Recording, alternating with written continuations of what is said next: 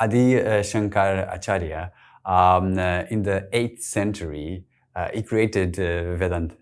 And I think the Hinduism was in decline, and then he revived Hinduism. It's an amazing story. Maybe you can tell us about what happened and what was his contribution. Yes. So Adi Shankaracharya ji actually is one of the greatest propounders of this knowledge of Advaita Vedanta. He is not the founder of Vedanta. Vedanta is what we say is found in the end portion of the Veda. So that knowledge is called Vedanta.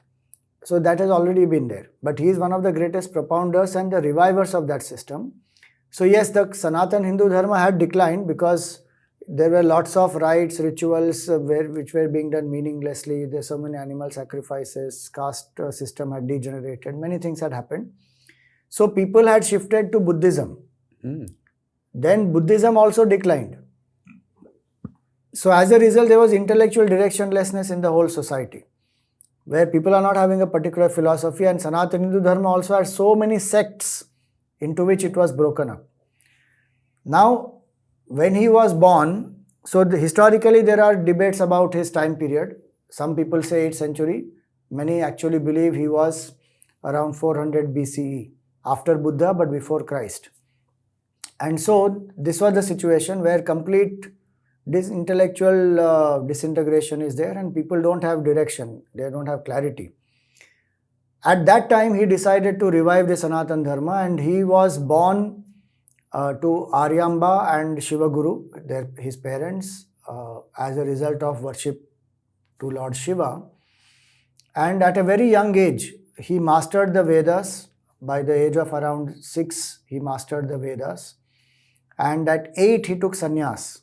He renounced the world. Wow. His father died when he was very young. At 3, the father died. The mother brought him up as a single mother, gave him the initiation into, got him initiated into the Gayatri Mantra, made him study the Veda.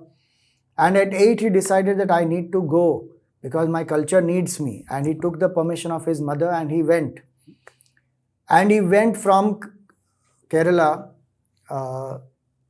Kaladi, to Omkareshwar to search his Guru, and he found his Guru, Govinda Bhagavad Pada, there. He studied under him. And very soon, the Guru also was very pleased with him, and he told him, so Shankaracharya approached him, asking him that I want to write commentaries on the 3 main books, Bhagavad Geeta, Upanishads and the Brahma Sutras. The Guru said, first write a commentary on Vishnu Sahasranam. And there he wrote the whole commentary on Vishnu Sahasranam and submitted it very quickly.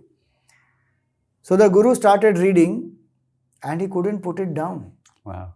And he said at the end of it, henceforth you don't need any permission of mine. You can write commentaries on whatever you like. And he instructed him, go to Kashi and write these commentaries there. And so that's where he went after getting the blessings from his teacher, and he started writing all these commentaries in Kashi, in Badrinath. And then he traveled across the country.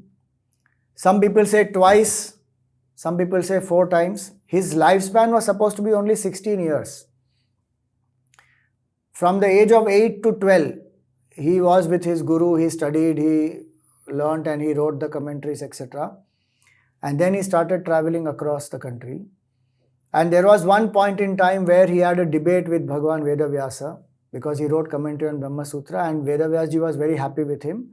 So his life was extended by another 16 years, and he said, you must reach this to maximum people. So in that span of about 16 to 20 years, he went across the country conducting debates.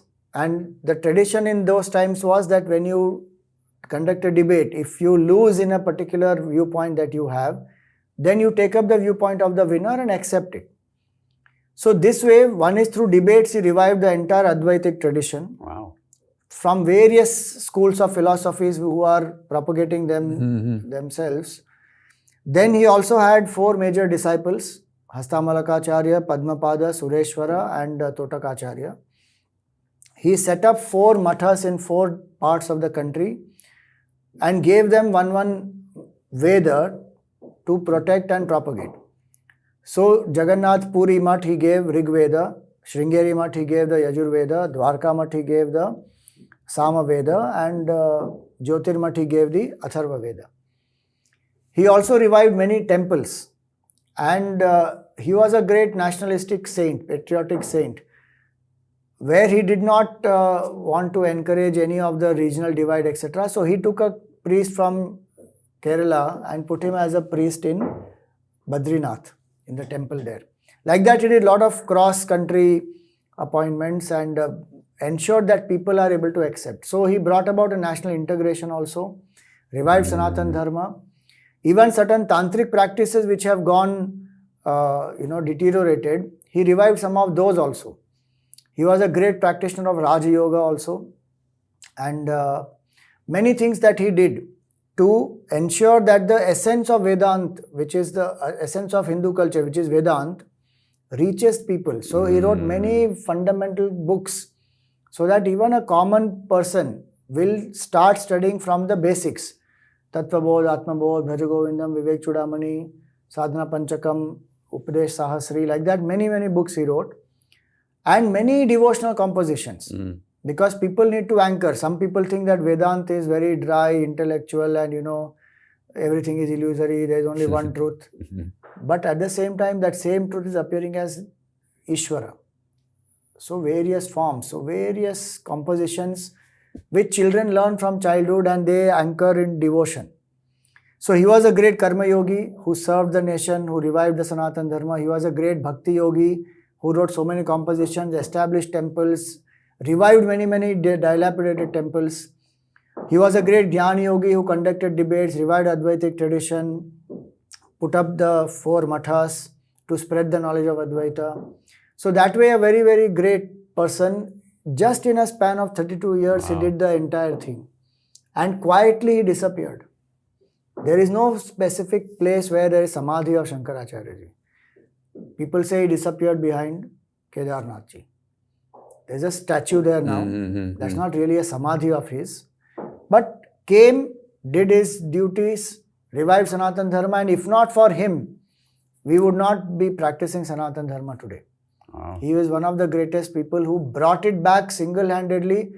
When he started, the Sanatan Dharma was very divided, broken down, had reduced quite a lot. Buddhism had taken over a lot. Single-handedly he converted it and actually sent Buddhism out of the country. So many people went, came back to the Hindu fold. Wow. So that is what the contribution of Shankaracharya ji is. That's huge.